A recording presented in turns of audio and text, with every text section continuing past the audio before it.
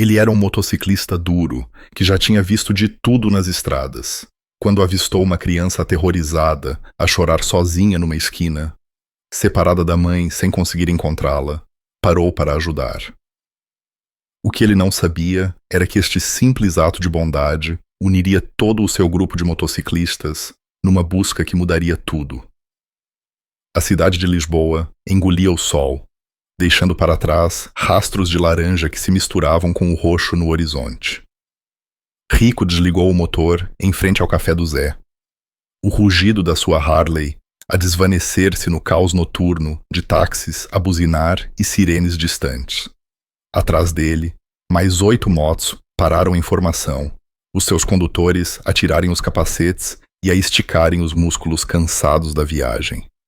48 quilômetros pelas crianças doentes, disse Mariana, a desmontar com um gemido. A minha coluna vai odiar-me amanhã.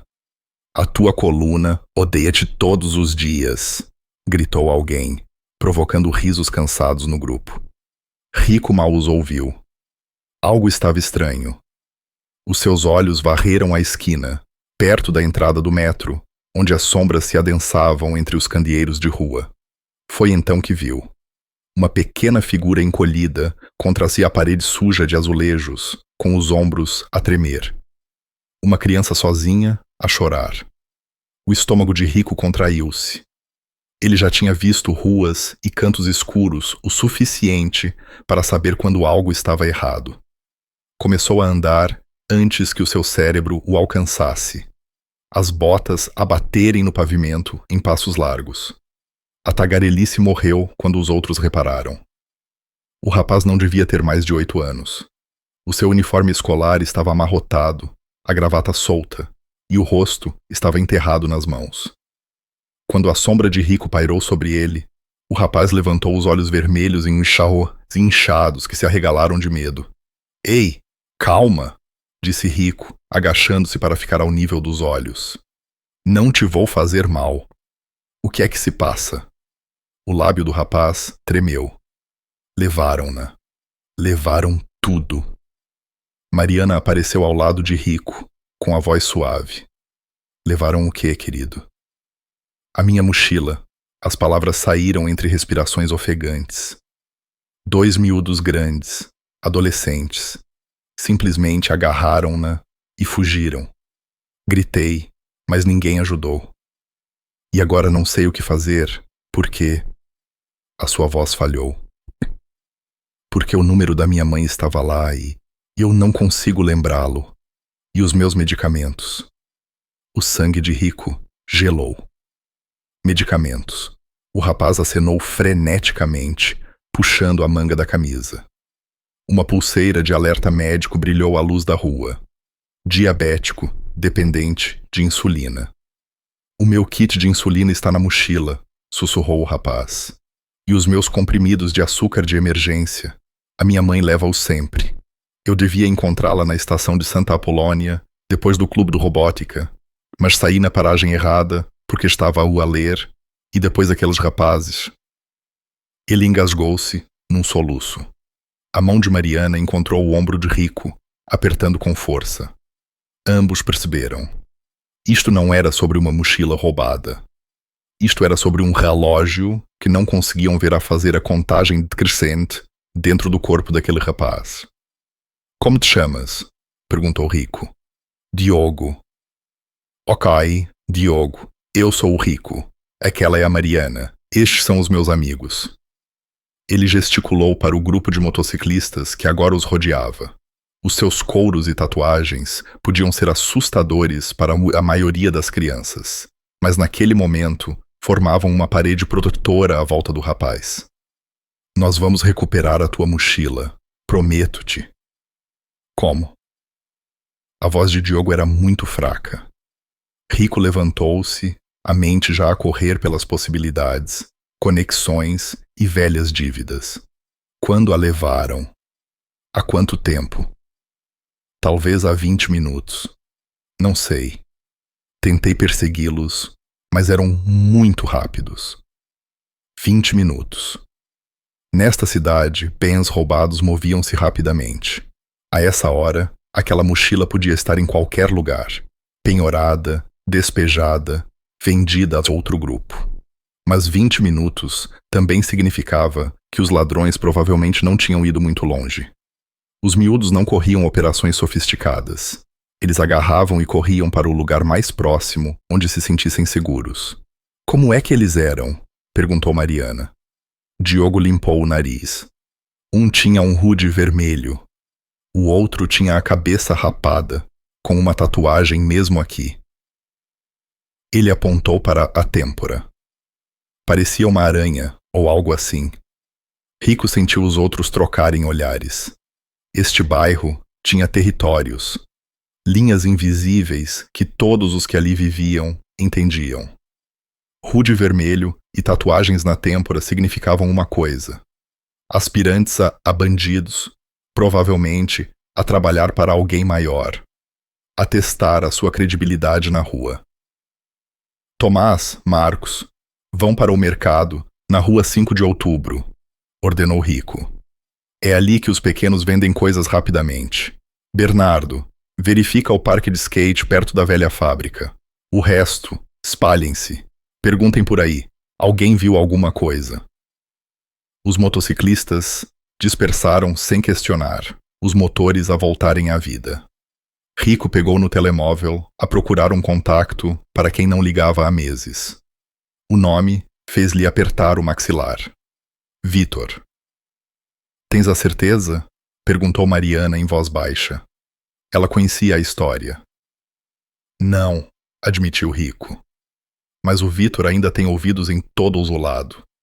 Se alguém sabe para onde se movem bens roubados neste distrito, é ele. A chamada estabeleceu-se. Ora, ora, a voz de Vitor escorreu pelo altifalante. Rico Marques, pensei que tinhas entrado na linha. Preciso de informação. 2 adolescentes, hoodie vermelho e uma tatuagem de aranha, agarraram a mochila de um miúdo há 20 minutos, perto do metro. Para onde é que eles variam? Vitor riu, frio e seco. E por que é que eu te diria? Porque estou a pedir. Não é assim que isto funciona, mano. Tu foste-te embora, lembras-te? Abandonaste a família. A mão livre de Rico cerrou-se. Isto é sobre um miúdo doente, Vitor. Diabético. Os medicamentos dele estão naquela mochila. O silêncio instalou-se na linha. Por um momento, Rico pensou que ele tinha desligado. Tatuagem de aranha. Esse deve ser o primo mais novo do Pito Fino. Skinny Pete. Tem andado a fazer assaltos, agarra e corre a semana toda. Dizem que estão a mover o produto pelo distrito industrial.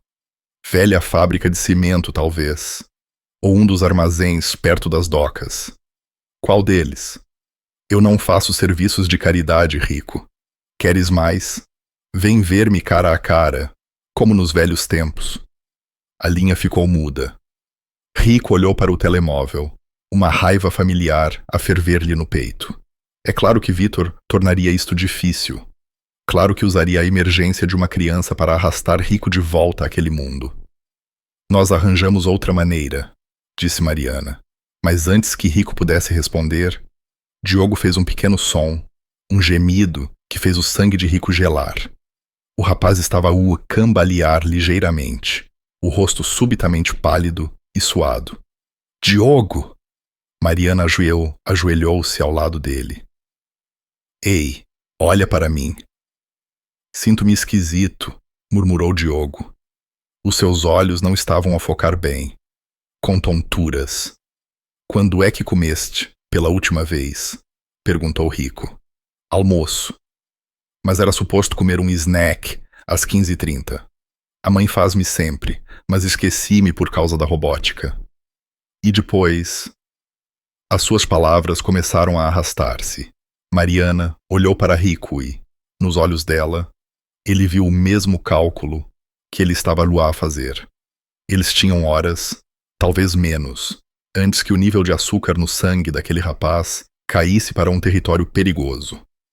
Podiam levá-lo para um hospital, mas sem informações do seguro de saúde, sem um dos pais presente sem saber as necessidades exatas de medicação, era um risco. Não. Eles precisavam daquela mochila. Precisavam dela rapidamente. E havia apenas uma pessoa que podia indicar onde estava. Rico tomou a sua decisão. Fica com ele, disse a Mariana. Mantém-no a falar, mantém-no acordado. Se piorar, há uma farmácia 2 quarteirões a leste. Eles terão comprimidos de glicose, pelo menos. Onde é que vais? Rico já estava a caminhar em direção à sua mota para visitar um velho amigo. O motor rugiu debaixo dele e, ao arrancar, apanhou o reflexo assustado de Diogo no espelho.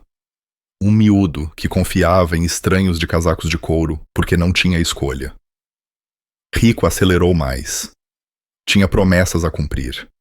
O distrito industrial parecia que a cidade tinha desistido dele. Os candeeiros de rua piscavam ou não funcionavam de todo. Grafite cobria todas as superfícies como cicatrizes. O farol de Rico rasgou a escuridão enquanto ele navegava por ruas que conhecia demasiado bem.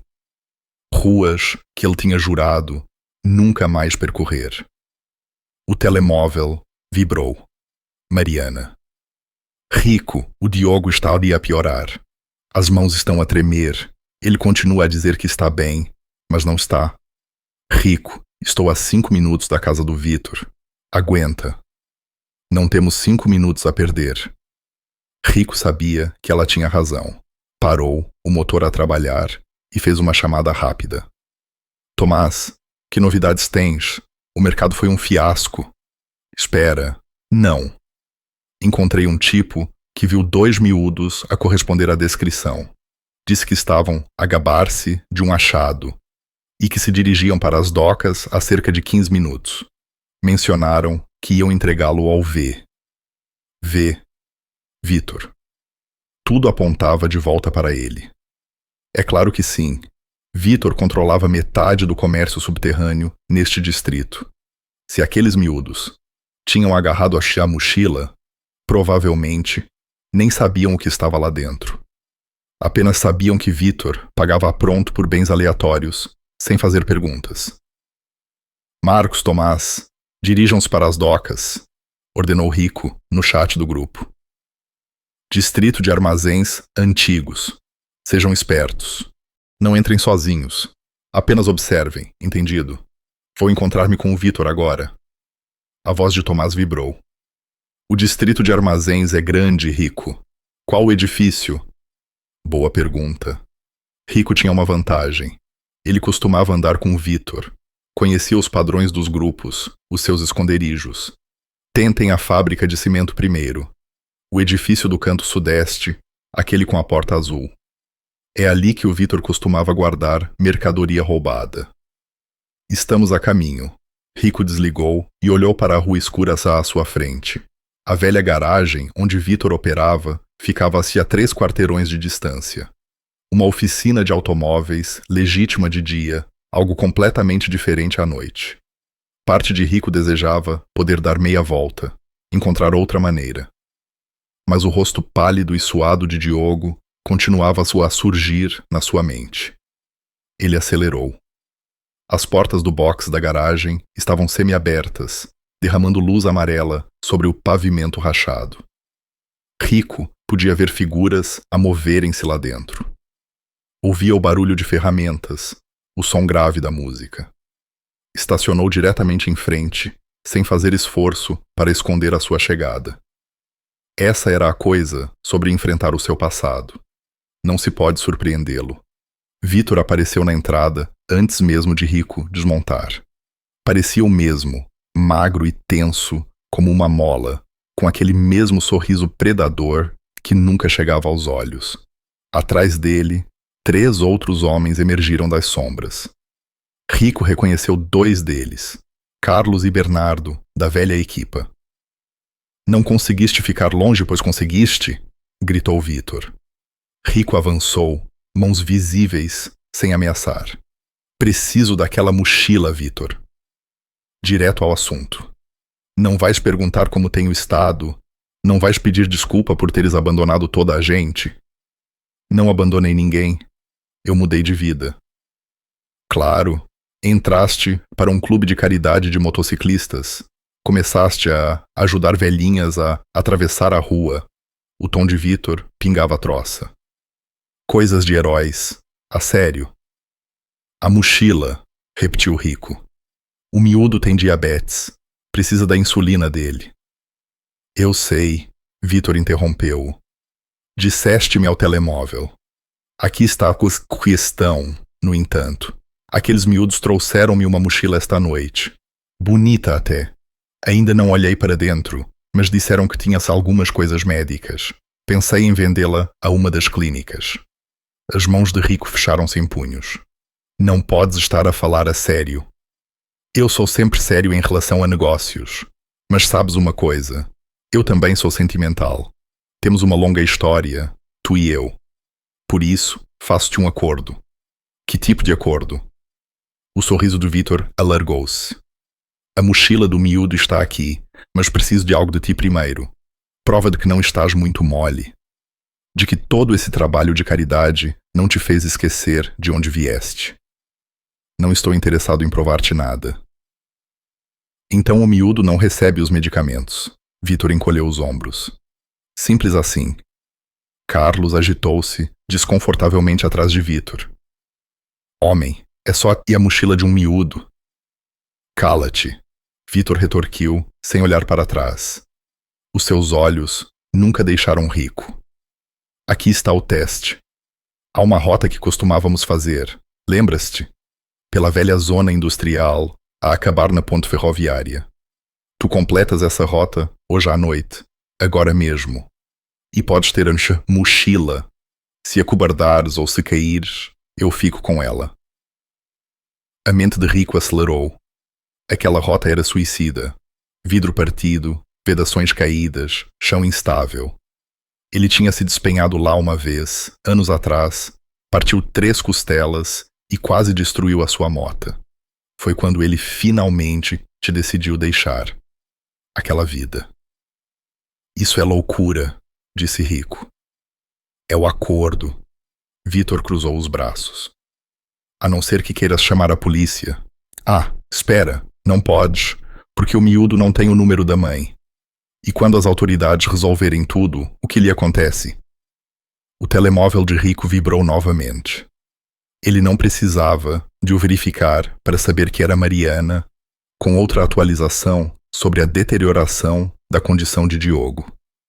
Cada segundo que ele passava ali a discutir era um segundo que o rapaz não tinha. Está bem, disse Rico. Eu faço a tua corrida estúpida, mas quando eu ganhar, entregas minha mochila imediatamente. Quando tu ganhares, repetiu Vitor, divertido. Claro, mano, quando tu ganhares. Rico virou-se para a sua mota, mas a voz de Vitor parou. Mais uma coisa, alguns dos meus rapazes vão estar na rota. Só para ter a certeza de que não tomas atalhos. O sorriso dele tornou-se mais afiado. Como nos velhos tempos, certo? Rico não respondeu. Apenas ligou o motor, o rugido a abafar tudo o resto. Tinha uma promessa a cumprir e uma rota fantasma a conquistar. Atrás dele, Vitor Rosso já estava a rir. Rico não se dirigiu diretamente para o ponto de partida da rota. Não podia. Pelo menos não ainda. Parou num parque de estacionamento vazio a 2 quarteirões de distância e desligou o motor. As suas mãos tremiam, não de medo, mas de raiva. Vitor sabia exatamente o que estava a fazer.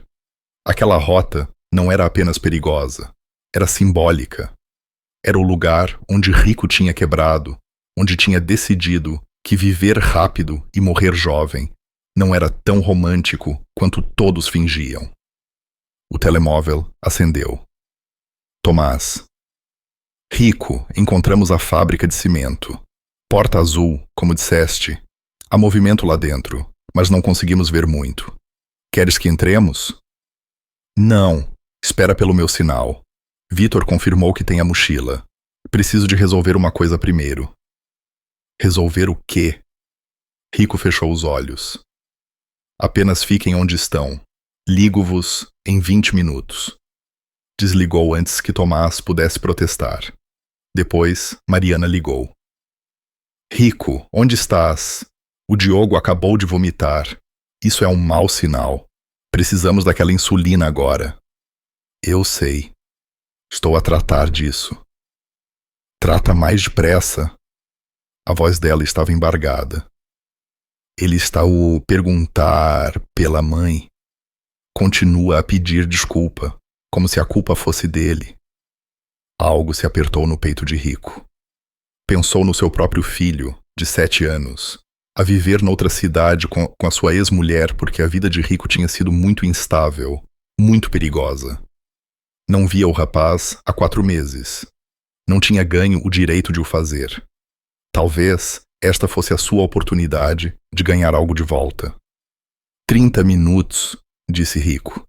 Eu prometo. Estás a fazer promessas que talvez não consigas cumprir. Eu sei, Rico ligou a mota. Mas esta eu vou cumprir. A zona industrial parecia um cemitério da civilização. Edifícios abandonados com janelas estilhaçadas, maquinaria enferrujada em pedaços. A rota começava num velho portão de fábrica e serpenteava por 5 quilômetros de inferno. Pavimento partido, campos de detritos, curvas apertadas à volta de estruturas em colapso e, finalmente, a ponte ferroviária. Uma passagem estreita e enferrujada sobre uma queda de 12 metros para um canal de drenagem de betão. Vítor estava à espera na linha de partida, com Carlos e outros 2 em motas. Pareciam prontos para correr ao lado dele ou contra ele. Rico ainda não conseguia distinguir. Pensei que ias desistir, disse Vítor. Eu não desisto. Desististe uma vez. Vítor gesticulou para a rota à frente. Despenhaste-te mesmo antes da ponte. Partiste umas costelas. Olhaste para mim e disseste: já não consigo fazer isto. Depois, simplesmente foste-te embora. Abandonaste-nos a todos. Eu não vos abandonei. Eu afastei-me de morrer por nada. A expressão de Vítor endureceu. Éramos irmãos. Éramos miúdos a brincar aos durões. Há uma diferença. Por um momento, algo tremeluziu nos olhos de Vítor. Mágoa, talvez, ou raiva. Mas desapareceu atrás da sua máscara habitual. Chega de conversa. Conheces a rota. Chega à ponte. Atravessa e a mochila é tua. Os meus rapazes vão acompanhar o ritmo. Tenta fazer alguma gracinha e o acordo está desfeito. Rico acelerou o motor. Onde está a mochila agora? Em segurança. O Carlos sabe onde. Quando terminares, se terminares, ele vai buscá-la para ti. Vítor levantou a mão. A minha marca. 3, 2. A mente de Rico esvaziou-se. Toda a raiva, todo o medo, toda a história entre eles. Tudo desapareceu. Havia apenas a rota à frente. O rugido do motor debaixo dele. E algures na cidade, um miúdo chamado Diogo a ficar sem tempo. Rico explodiu para a frente. O primeiro troço era reto, mas estava cheio de garrafas partidas e metal retorcido. O farol de Rico apanhava o brilho do vidro por todo o lado. Ele zigue-zagueou pelo campo de detritos, a memória muscular a tomar conta. Atrás dele, ouviu as outras motas a aproximarem-se. Surgiu uma curva, demasiado apertada, demasiado rápida. Rico travou com força, inclinando-se para a curva até o joelho quase raspar no pavimento. Um dos condutores de Vítor tentou ultrapassá-lo por dentro, mas calculou mal. A sua mota embateu numa barreira de betão e derrapou. Rico ouviu o estrondo, mas não olhou para trás. 2 condutores na sua perseguição. A rota estreitou-se entre 2 edifícios. Rico acelerou para o espaço, sentindo as paredes a fecharem-se de ambos os lados. Os seus espelhos rasparam no tijolo. As motas atrás dele foram forçadas a seguir em fila única, dando-lhe segundos preciosos. Então viu. Alguém tinha esticado uma corrente no caminho à altura do peito. O coração de Rico parou. Ele tinha talvez 3 segundos. Não havia tempo suficiente para travar. Ele deitou-se de bruços sobre a mota, sentindo a corrente assobiar sobre o seu capacete com centímetros de folga. Atrás dele, Carlos gritou um aviso, mas o segundo condutor não foi rápido o suficiente. A corrente atingiu-o no peito e atirou-o para trás da sua mota. "Que raio é isto, Vitor?" gritou Carlos para o seu rádio. "Só estou a mantê-lo interessante", veio a resposta risonha de Vitor. O maxilar de Rico apertou. Isto não era um teste. Era Vitor a tentar magoá-lo, talvez até matá-lo. Tudo disfarçado na desculpa de um desafio. A rota abriu-se para um vasto campo de detritos, o lugar onde Rico se tinha despenhado anos atrás. Barras de ferro enferrujadas espetavam-se do chão como dentes. Peças de maquinaria velha jaziam semi-enterradas em terra e betão partido.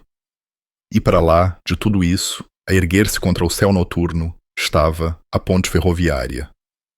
Estreita, enferrujada, com secções do corrimão em falta. O seu antigo local de acidente estava a algures neste campo. Ele não se lembrava exatamente onde.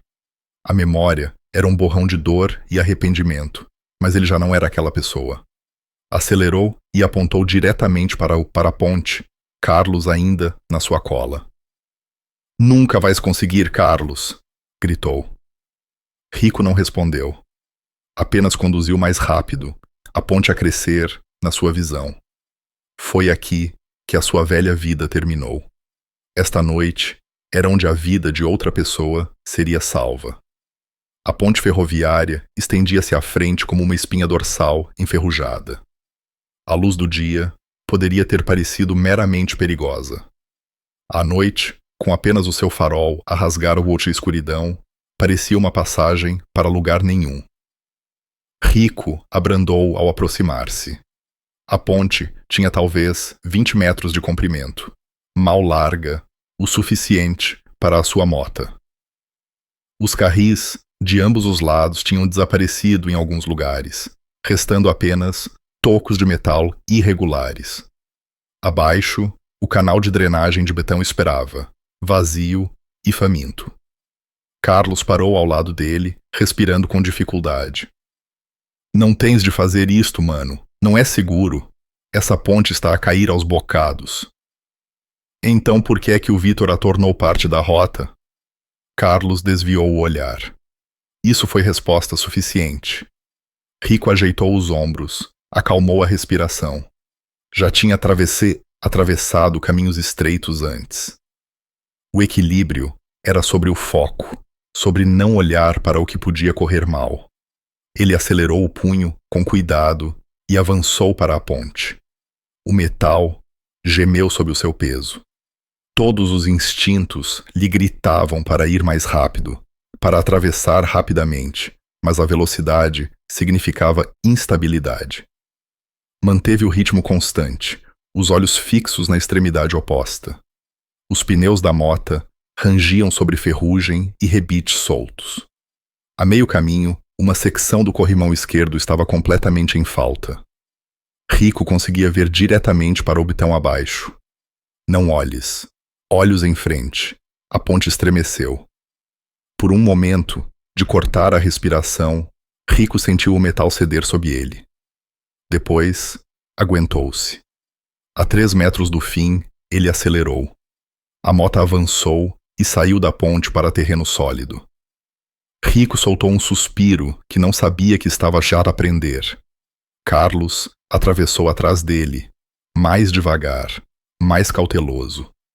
Quando chegou ao outro lado, tirou o capacete. "Isso foi insano. Tu conseguiste mesmo." "A mochila", disse Rico. "Agora." Carlos hesitou.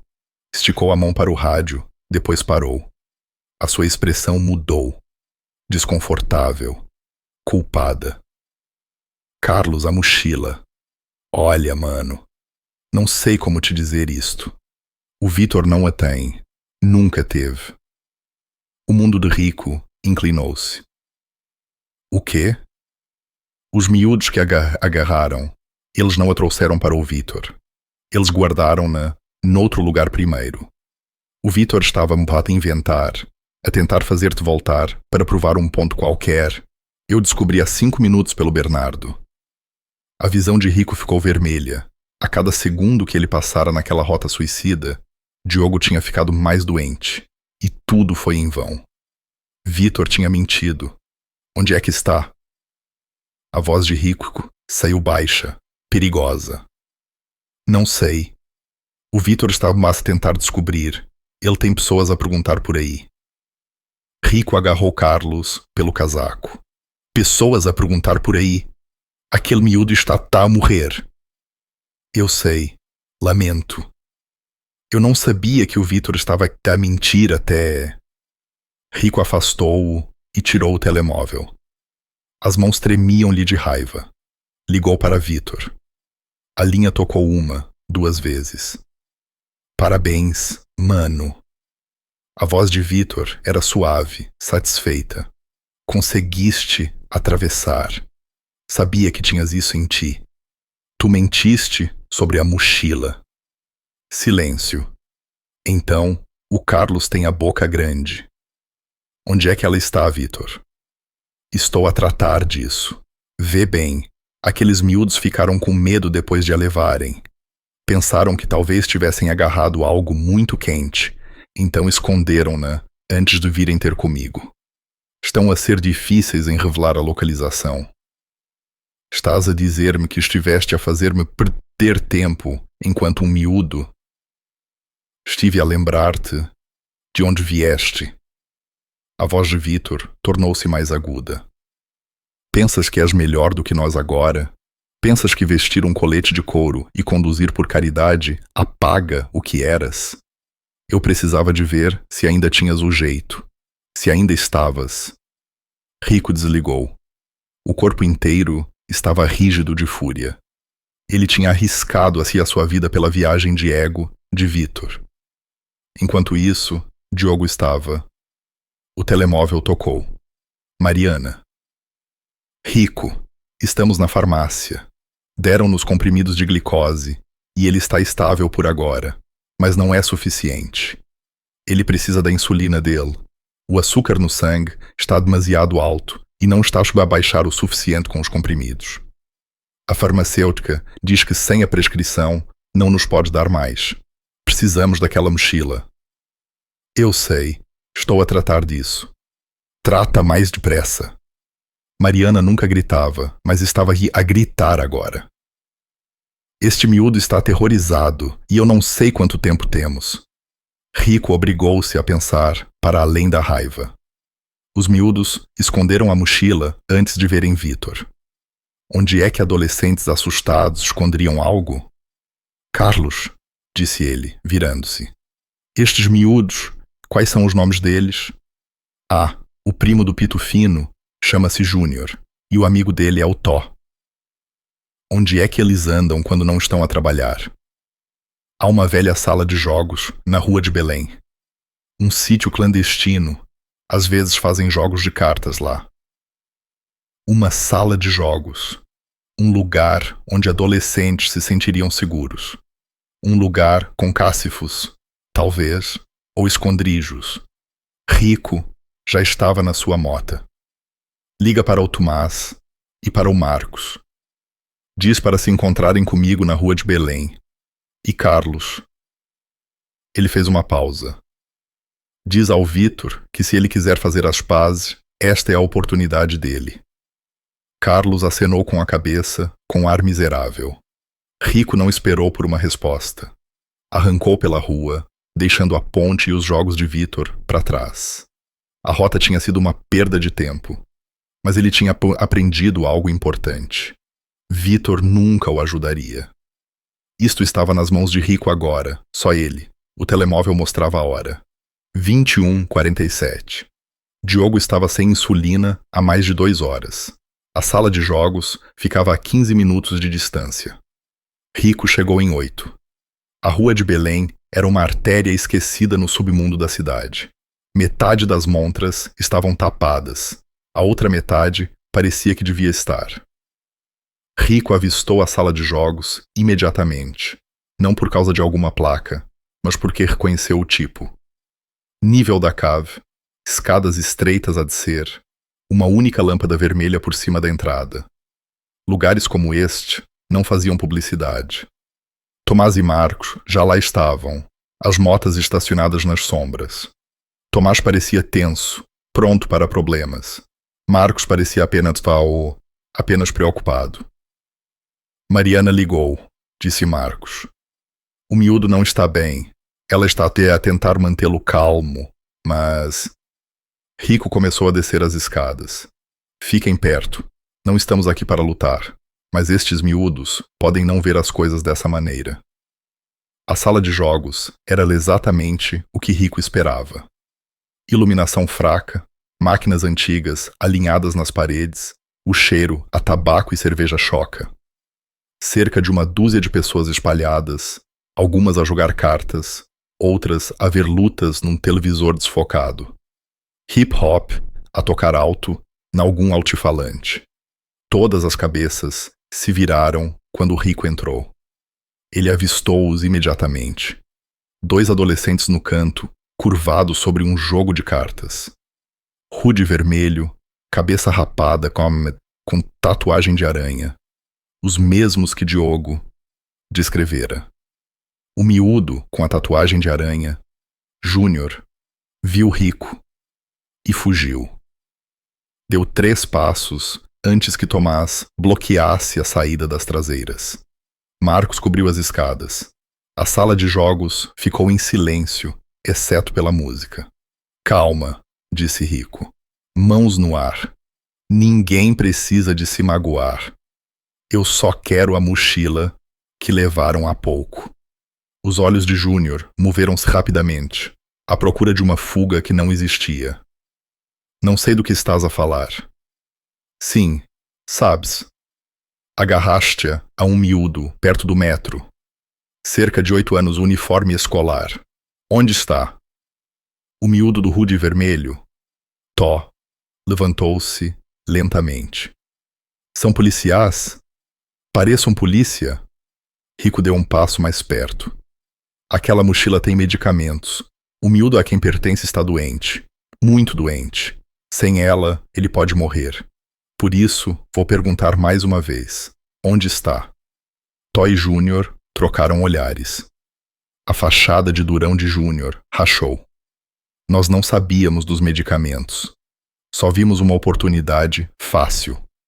Não me importa porque a levaram. Importa-me onde é que ela está agora.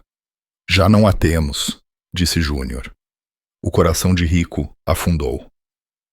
Onde está? Escondemo-la num castro na estação de autocarros, na Avenida Terceira. Íamos buscá-la mais tarde, vender o que estivesse lá dentro, peça por peça. Mas depois espalhou-se a notícia de que o Vitor andava à procura dela. E ficamos com medo. Castro número 247. A chave está no meu bolso. Rico estendeu a mão. Júnior hesitou. Depois meteu lentamente a mão nas calças e tirou uma pequena chave de latão. Rico agarrou-a.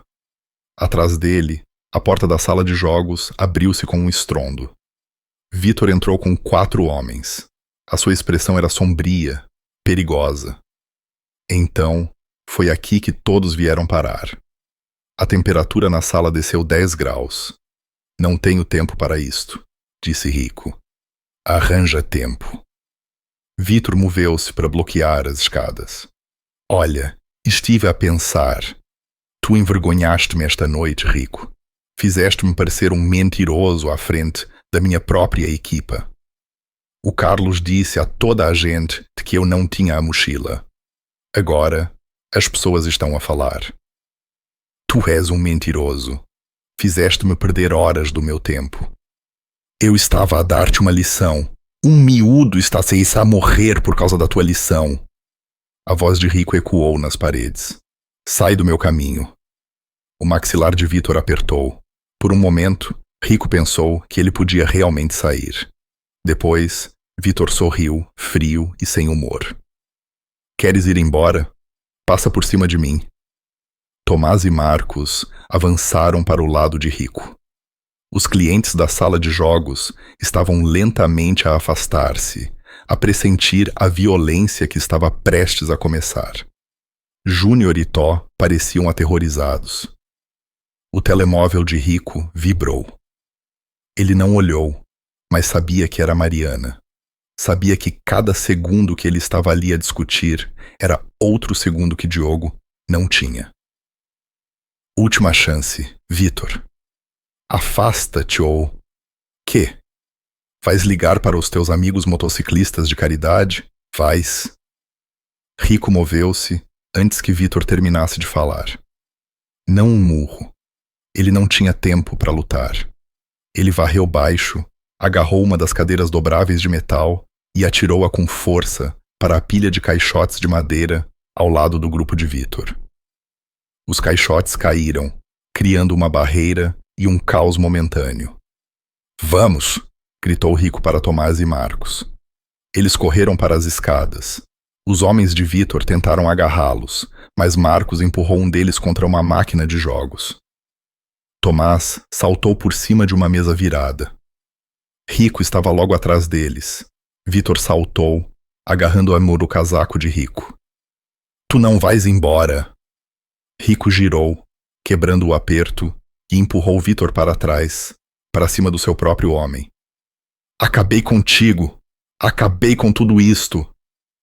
Ele subiu as escadas 3 de cada vez, emergiu para o ar noturno e correu para sua mota. Atrás dele, conseguia ouvir gritos e passos. Vitor estava aí a chegar. O motor de Rico rugiu para a vida. Tomás e Marcos já estavam a arrancar. Rico acelerou e disparou para a rua, no momento em que Vitor apareceu no topo das escadas, furioso e a gritar algo que Rico não conseguia ouvir por causa do barulho do motor. Não importava. A única coisa que importava era a chave de latão no seu bolso e a estação de autocarros na Avenida Terceira. Rico verificou o telemóvel num semáforo vermelho. A mensagem de Mariana era curta. Açúcar no sangue, perigosamente alto. Despacha-te. A luz ficou verde. Rico foi mais rápido. A estação de autocarros surgiu à frente. Uma fortaleza de betão com luzes fluorescentes e bancos vazios. Rico abandonou a mota numa zona de cargas e correu para dentro. Tomás e Marcos estavam segundos atrás dele. O terminal principal estava praticamente vazio àquela hora. Alguns sem abrigo a dormir nos bancos. Um funcionário da limpeza a esfregar o chão. Um segurança que parecia meio a dormir no seu posto. Rico encontrou os cachefos ao longo da parede oeste. Filas de portas de metal amolgadas com cadeados de combinação e ranhuras de chave. Ele examinou os números. 245, 246, 247. As suas mãos tremeram ao inserir a chave. O cacifo abriu-se. Lá dentro estava a mochila de Diogo, azul com rockets de desenhos animados. Rico agarrou-a e abriu o fecho do compartimento principal. Material médico, cuidadosamente organizado em bolsas transparentes. Canetas de insulina, medidor de glicose, tiras de teste, kit de glucagon de emergência, tudo rotulado com letra nítida. A mãe de Diogo tinha feito isto com precisão e amor. A garganta de Rico apertou. Ele pegou no telemóvel. Mariana, tenho-a. Onde estão? Ainda no parque de estacionamento da farmácia. A voz dela falhou. Ele mal está consciente. Precisamos de o levar para um hospital. Estou a chegar. Fica com ele. Estou a 10 minutos. Faz 5. Rico correu para a saída. Tomás e Marcos ao lado dele. Eles irromperam pelas portas para o ar noturno e pararam. A equipa de Vitor estava à espera. 5 motas a bloquear a saída. Motores a trabalhar. Vitor estava sentado no centro, braços cruzados sob as luzes fortes do parque de estacionamento. O seu rosto parecia esquelético, vazio. "Pensaste mesmo que eu te ia deixar ir embora assim?" gritou Vitor. "Mexe-te", disse Rico. A sua voz era plana, sem emoção. Toda a raiva se tinha esgotado, deixando apenas fria determinação. "Não estou a pedir a mochila. Entrega-a." "Estás louco? Há um miúdo." "Eu não me importo com o miúdo." A voz de Vitor falhou. "Eu importo-me que me tenhas escolhido a ele em vez de a mim. Em vez de a nós. Tu realmente estás perdido, não estás? Pronto para deitar tudo fora por um estranho qualquer." Rico olhou para ele, olhou mesmo, e de repente percebeu. Vitor não estava zangado com a mochila ou com a perseguição. Estava zangado por Rico ter encontrado algo com que valia a pena preocupar-se mais do que a velha vida. Algo que Vitor nunca tinha encontrado. "Sai do meu caminho", disse Rico calmamente. "Não", murmurou Tomás atrás de Rico. "Provavelmente podíamos passar pelo lado direito." Um motor rugiu por trás da linha de Vitor. Carlos apareceu, parando ao lado de Vitor. "Deixa-o ir." Vitor virou-se, chocado. "O quê?" "Eu disse, deixa-o ir." Carlos desligou o motor. "Isto é estúpido, Vitor. São os medicamentos de um miúdo. Nós não somos monstros." "Fica de fora." "Não." Outra mota parou. Bernardo, o terceiro membro do círculo íntimo de Vitor. "O Carlos tem razão. Não é isto que fazemos. Não somos de magoar crianças." Vitor olhou em volta para a sua equipa. Mais 2 condutores acenavam com ar desconfortável. A linha estava a fraturar-se. "São todos moles." Vitor cuspiu. "Todos vocês. Está bem. Vão. Corram para o vosso precioso caso de caridade." Ele acelerou o motor e afastou-se, criando uma abertura. Rico não hesitou. Disparou pela abertura Tomás e Marcos, logo atrás dele. No espelho, viu Vitor sentado sozinho no parque de estacionamento, a sua equipa dispersa e incerta à sua volta. Mas Rico não podia pensar nisso agora. A cidade desfez-se em borrões. Semáforos vermelhos tornaram-se sustões. As regras de trânsito tornaram-se obstáculos a ultrapassar. A mota de Rico gritou em cruzamentos, zigue-zagueou entre carros, tomou atalhos por becos. O seu GPS mostrava 7 minutos até a farmácia. Ele chegou em 4. O parque de estacionamento estava iluminado por um único candeeiro de rua. A mota de Mariana estava estacionada perto da entrada da farmácia e, ao lado dela, Diogo estava no chão, Mariana ajoelhada ao seu lado. Mesmo à distância, Rico podia ver que o rapaz estava mal. A sua pele tinha uma tonalidade acinzentada. Os olhos mal estavam abertos. Rico saltou da mota antes que ela parasse completamente, a mochila apertada nas mãos. "Mariana!" Ela levantou o olhar, o alívio a inundar o seu rosto. "Graças a Deus. Posicionei-o para a recuperação, mas ele precisa de insulina agora." Rico ajoelhou-se ao lado deles, já ao abrir o fecho da bolsa médica. As suas mãos, firmes durante toda a perseguição, tremiam agora ao tirar uma caneta de insulina. "Eu não sei como." "Eu sei." Mariana pegou nela, os seus movimentos confiantes. Ela tinha sido paramédica antes de entrar para o clube. "Diogo, consegues ouvir-me? Temos os teus medicamentos." Os olhos de Diogo tremeram. "Mãe." "Nós vamos levar-te à tua mãe. Primeiro, precisamos de arranjar o teu açúcar. Isto vai doer um bocadinho." Mariana verificou a caneta, ajustou a dosagem e administrou a injeção na coxa de Diogo. 10 segundos que pareceram horas. Depois, eles esperaram. A respiração de Diogo estava superficial.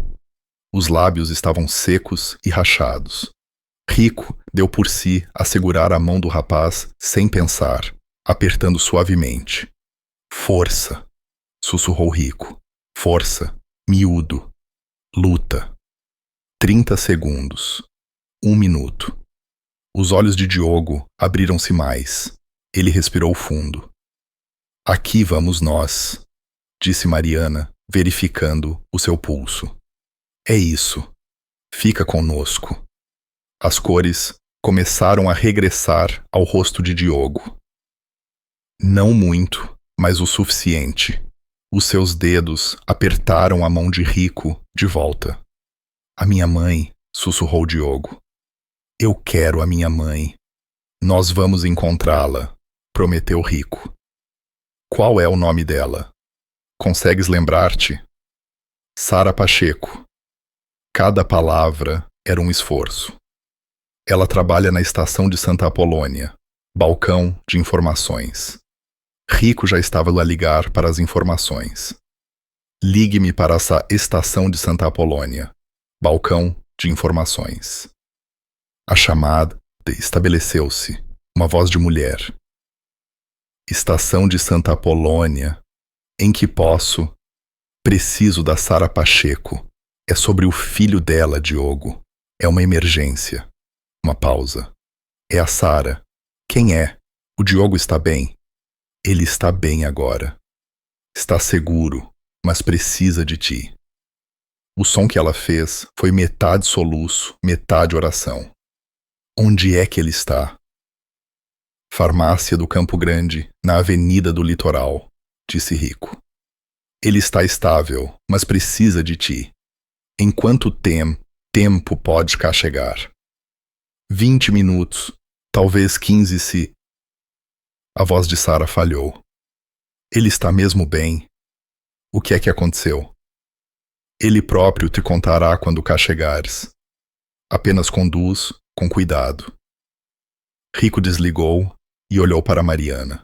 Ela estava a monitorizar o pulso de Diogo, a verificar-lhe os olhos com uma pequena lanterna. O rapaz parecia exausto, mas mais alerta agora.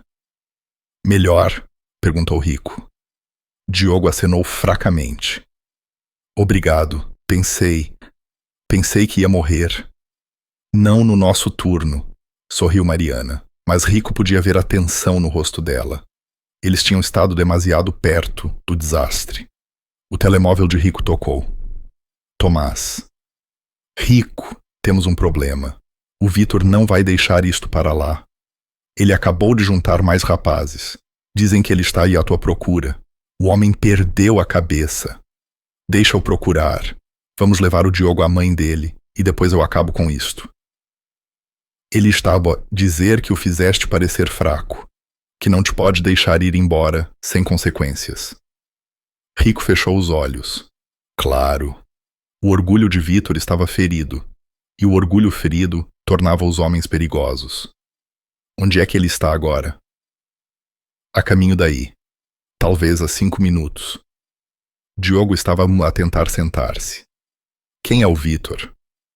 Ninguém com quem te devas preocupar, disse Rico, mas a sua mente estava a correr. Sara estava a 15 minutos de distância. Vitor estava a 5 minutos. Eles não podiam ficar ali, mas Diogo não estava estável o suficiente para andar de mota. A farmácia estava fechada, as portas trancadas. Estavam expostos naquele parque de estacionamento. Temos de nos mexer, disse Marcos, lendo a expressão de Rico. Para onde?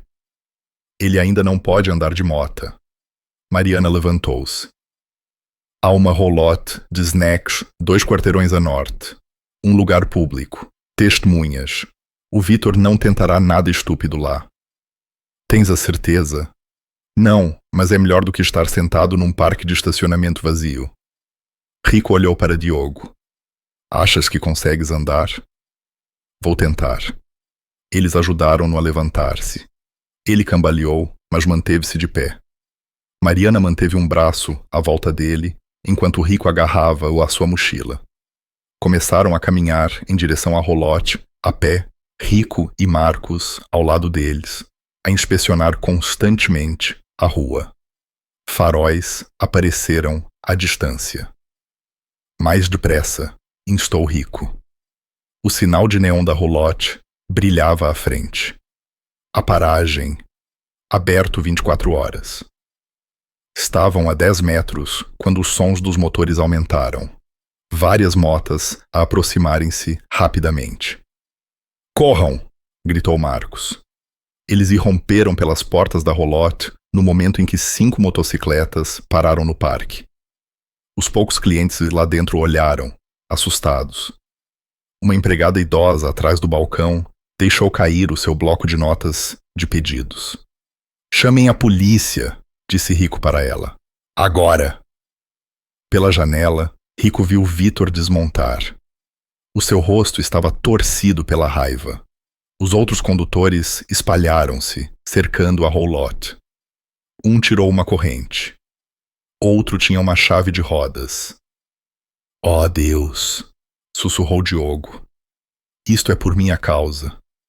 Isto é por causa dele, corrigiu Rico, acenando para Vitor. Isto é sobre orgulho e ego, não sobre ti. Vitor empurrou a porta da roulotte. O sino por cima tocou alegremente, absurdamente normal, para a atenção que inundava a sala. Rico. A voz de Vitor estava firme agora, fria. Tu e eu lá fora. Resolvemos isto. Não há nada para resolver. O miúdo tem os medicamentos dele. Acabou. Não acaba até eu dizer que acabou. Vitor bateu com a mão numa mesa, fazendo toda a gente saltar. Tu humilhaste-me. Fizeste a minha própria equipa virar-se contra mim. O Carlos e o Bernardo nem sequer olham para mim agora. Talvez isso te diga alguma coisa. Diz-me que tu os envenenaste contra mim. A compostura de Vitor estava a rachar. Éramos família. Tínhamos algo real e tu deitaste-o fora. Por quê? Por isto. Ele gesticulou para Diogo, com desdém. Por estares a fazer de herói. Rico colocou-se entre Vitor e o rapaz. Sim, fiz, porque isto importa mais do que o que tínhamos. Este miúdo importa mais do que o teu orgulho. E se não consegues ver isso, então já estás perdido. A mão de Vitor foi para o cinto. Por um segundo horrível, Rico pensou que ele podia sacar uma arma, mas em vez disso, Vitor apenas ficou ali a respirar com dificuldade, os punhos cerrados. A polícia está a chegar, disse a empregada em voz alta, a agitar o seu telemóvel. Eu chamei. Eles chegam a qualquer minuto. Vitor riu amargamente. Claro que sim. Ele olhou para Rico. Isto não acabou. Estás a ouvir-me? Não acabou. As sirenes uivaram à distância, a aproximarem-se. A equipa de Vitor agitou-se nervosamente. Um deles tocou-lhe no braço. Mano, temos de ir. Temos mandados. Por um longo momento, Vitor apenas encarou Rico. Anos de amizade, traição e arrependimento pairaram entre eles como fumo. Depois, Vitor virou-se e saiu. A sua equipa seguiu. Os motores rugiram para a sua vida. Quando o primeiro carro da polícia parou no parque, eles já se tinham ido embora. Rico encostou-se ao balcão, a adrenalina a escoar-se finalmente. As suas mãos tremiam novamente. Estás bem? Perguntou Mariana. Não, mas vou ficar. 2 agentes da polícia entraram, com as mãos nas coldres. Um agente mais velho, de cabelo grisalho, assumiu o comando. Alguém me diz o que se está a passar. Antes que Rico pudesse responder, Diogo falou. Estas pessoas salvaram a minha vida. Eu sou diabético e a minha mochila foi roubada, e eles encontraram-na e ajudaram-me. Ele estava-se a falar muito depressa, as palavras a saírem disparadas. Mais devagar, filho, disse o agente gentilmente. Vamos começar pelo princípio. Pela janela, Rico viu outro carro parar. Uma mulher saltou, a correr em direção à roulotte. O seu rosto estava pálido, aterrorizado, desesperado. Sara Pacheco tinha chegado. Diogo viu-a através do vidro. Mãe! Ela irrompeu pela porta e Diogo correu para ela, toda a sua fraqueza esquecida. Eles colidiram num abraço que fez o peito de Rico doer. Sara estava a chorar, a verificar Diogo, a tocar-lhe o no rosto, como se precisasse de confirmar que ele era real. Estou bem, mãe, disse Diogo. Estou bem. Eles ajudaram-me. Os motociclistas ajudaram-me. Sara olhou para Rico, com lágrimas a escorrer-lhe pelo rosto. Ela não disse nada, não precisava. Rico apenas acenou. Algumas promessas valiam a pena ser cumpridas.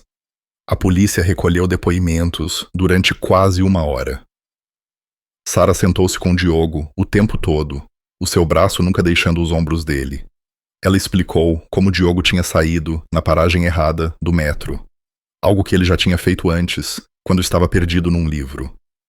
Como ela tinha estado a ligar freneticamente para o telemóvel dele, até perceber que o tinha deixado em casa naquela manhã.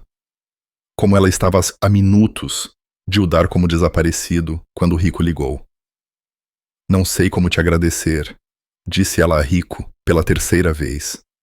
Nem sei por onde começar.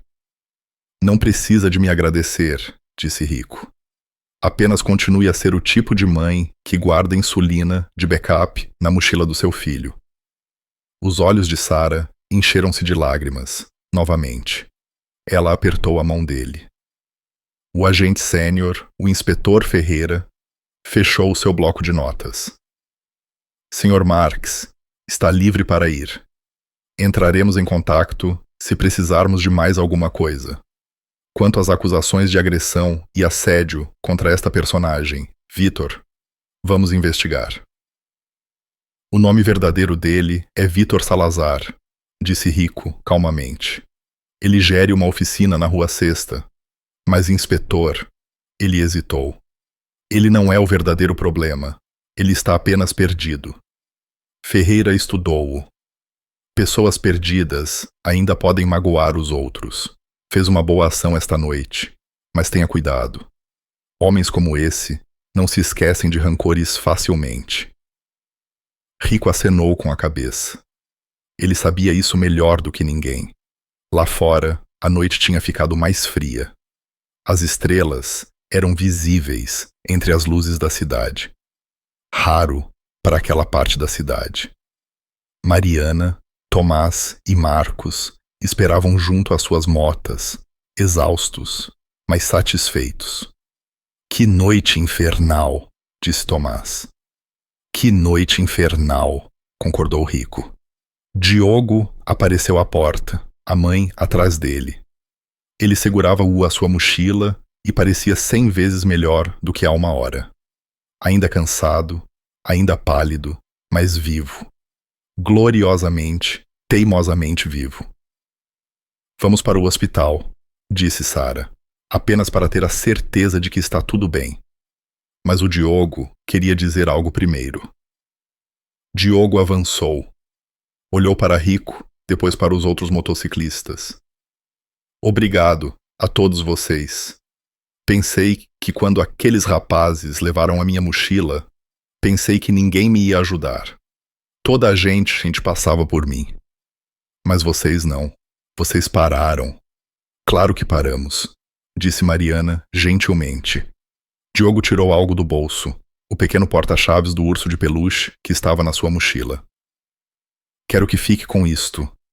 O meu pai deu-mo antes de morrer. É o meu amuleto da sorte, e acho que o senhor precisa mais dele do que eu agora. A garganta de Rico apertou. Diogo, eu não posso aceitar. Por favor. O rapaz pressionou-o na palma da mão de Rico. O senhor devolveu-me a minha vida. Isto é tudo o que eu tenho para dar. Rico olhou para o urso de peluche gasto, não maior do que o seu polegar. O pelo estava emaranhado de anos a ser carregado para todo o lado. Um olho estava ligeiramente solto. Era a coisa mais valiosa que lhe tinham oferecido. Está bem, disse Rico suavemente. Eu vou guardá-lo em segurança. Diogo sorriu. Sorriu de verdade, pela primeira vez naquela noite. Depois, fez algo inesperado. Avançou e abraçou Rico. Rico congelou por um momento, depois lentamente envolveu os braços à volta do rapaz. Por cima do ombro de Diogo, viu Sara a chorar novamente, mas desta vez por algo diferente do medo. Quando se separaram, Diogo acenou para todos os motociclistas. Adeus. Obrigado. Muito, muito obrigado. Sara colocou-o no carro. Enquanto se afastavam, Diogo encostou o rosto à janela, a acenar até virarem a esquina e desaparecerem. O parque de estacionamento ficou silencioso, exceto pelo zumbido dos candeeiros de rua. Estás bem? Perguntou Mariana. Rico olhou para o porta-chaves do urso de peluche na mão. Depois, para o seu telemóvel, onde o contacto de Vitor ainda estava na lista. Pensou em tudo o que tinha acontecido naquela noite. As mentiras, a corrida perigosa, o confronto. Pensou na pessoa que costumava ser e na pessoa em que se estava a se tornar. Ele apagou o número de Vitor. Sim, disse Rico. Estou bem. Marcos deu-lhe um tapa no ombro. Vamos tomar o pequeno almoço? Estou esfomeado. Não, preciso de fazer uma chamada primeiro. Rico abriu outro contacto, um que não usava há semanas, a sua ex-mulher. Preciso de falar com o meu filho, dizer-lhe que o amo. Talvez ver se posso ir visitá-lo no próximo fim de semana. Mariana sorriu. É uma boa ideia. Rico acenou. Já passava da meia-noite. Tarde demais para ligar. Mas amanhã ele ligaria. Amanhã ele começaria a ser o pai que o seu rapaz merecia. A maneira como ele tinha ajudado Diogo naquela noite. Era isso que os pais deviam fazer. Aparecer, lutar pelo que importa. Cumprir promessas. Ele prendeu o porta-chaves do urso de peluche às chaves da sua mota. Ficou pendurado ali, a apanhar a luz da rua. Um lembrete da noite em que tudo mudou. Certo, disse Rico, montando na sua mota. Vamos sair daqui. Os motores rugiram para a vida em uníssono, não agressivos ou ameaçadores, mas fortes e com um propósito. Eles saíram do parque de estacionamento em formação, a conduzirem pelas ruas tranquilas da cidade. Atrás deles, as luzes da roulotte desvaneceram-se. À frente, a estrada estendia-se aberta e interminável. Rico não sabia o que o amanhã traria. Talvez Vitor viesse à procura de vingança. Talvez aqueles velhos fantasmas continuassem a assombrá-lo. Mas naquela noite, ele tinha salvo uma vida. Naquela noite, ele tinha sido a pessoa que queria ser. E isso era suficiente. Enquanto conduziam pela cidade adormecida, passando por lojas fechadas e cruzamentos vazios, Rico sentiu algo que não experimentava há anos. Paz. Não a ausência de conflito, mas algo mais profundo. O conhecimento de que, quando mais importava, ele tinha feito a escolha certa.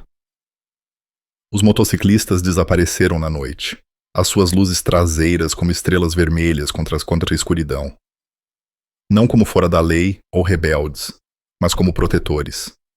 Como prova de que a redenção não se encontra em grandes gestos ou vidas perfeitas, mas na simples e poderosa escolha de ajudar alguém que precisa.